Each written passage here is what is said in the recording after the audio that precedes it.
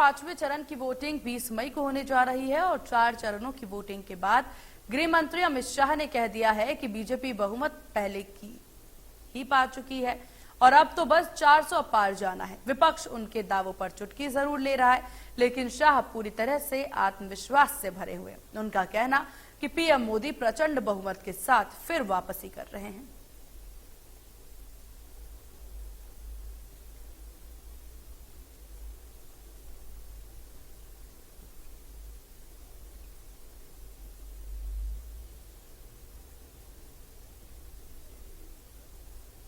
लेकर बदलने जितना बहुमत हमारे पास 10 साल से, आप क्या मानती है कि राहुल बाबा एंड कंपनी बोलेगी और देश मान लेगा?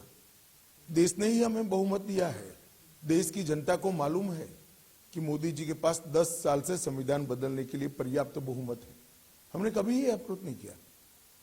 हाँ, हमें 400 सीट जरूर चाहिए, 400 सीट जरूर चाहिए, क्योंकि भारत की सीमाओं को चौक चौबंद और सुरक्षित रखना है।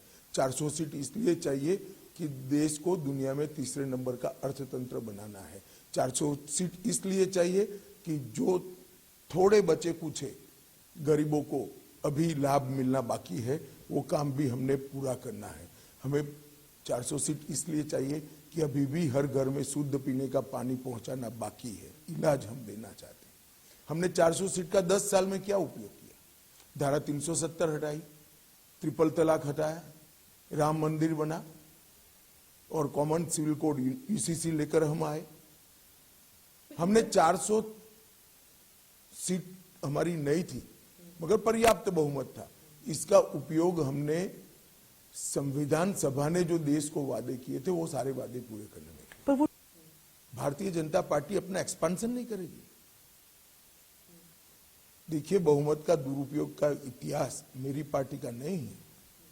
बहुमत के दुरुपयोग का इतिहास इंदिरा गांधी के समय में कांग्रेस ने किया था। आर्टिकल चेंज कर दिए, लोकसभा को एक्सटेंड कर दिया, इमरजेंसी डाल दी और कोई भी कारण के बगैर 1.25 लाख लोगों को जेल के अंदर 19 महीनों के लिए ठूंस दिया।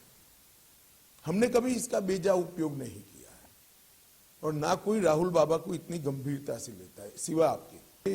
ये लोग अस्थिर सरकारें चाहते हैं। इसमें से किसी का भी पूरे देश की जनता पर, जनता का उन पर विश्वास नहीं, पूरे देश की जनता का विश्वास नहीं। इसलिए एक इंडिया अलायंस के नेता ने कहा कि हर साल हम एक प्रधानमंत्री करेंगे। ये देश में स्थिर सरकार ने कितने सारे फायदे किए हैं, देश की जनता जानती है। 30 साल तक अस्थिर सरकारों का दर्द देश ने भी झेला है, देश के युवाओं ने झेला है। 1.5 पीढ़ी पूरी निकल गई अस्थिर सरकारों में, देश कहां से कहां पहुंच गया। अब मोदी जी के नेतृत्व में 2 टर्म स्थिर सरकार आई है और तीसरे टर्म ज्यादा स्थिर सरकार आए तो मैं मानता हूं देश की जनता मोदी जी के लक्ष्य के साथ है। 14% वोटिंग से 40 पार कर गया। इससे बड़ी कोई सफलता 370 की नहीं हो सकती। सारे एक्सट्रीमिस्ट ग्रुप के नेता आज जाकर पोल करें। वोट किसको देना नहीं देना वो उनका अधिकार है, मगर कम से कम लोकतांत्रिक प्रक्रिया का वो हिस्सा बने। पहले चुनाव के बहिष्कार के नारे लगते थे, आज शांतिपूर्वक कहीं एक डंडा भी नहीं चला, एक भी रैगिंग नहीं हुई और धैर्यपूर्वक किसी भी दल का कोई फरियाद नहीं, धैर्यपूर्वक पोलिंग हुई। ये बताता है कि बदलाव हुआ है। ट्रिपल तलाक हटाया, राम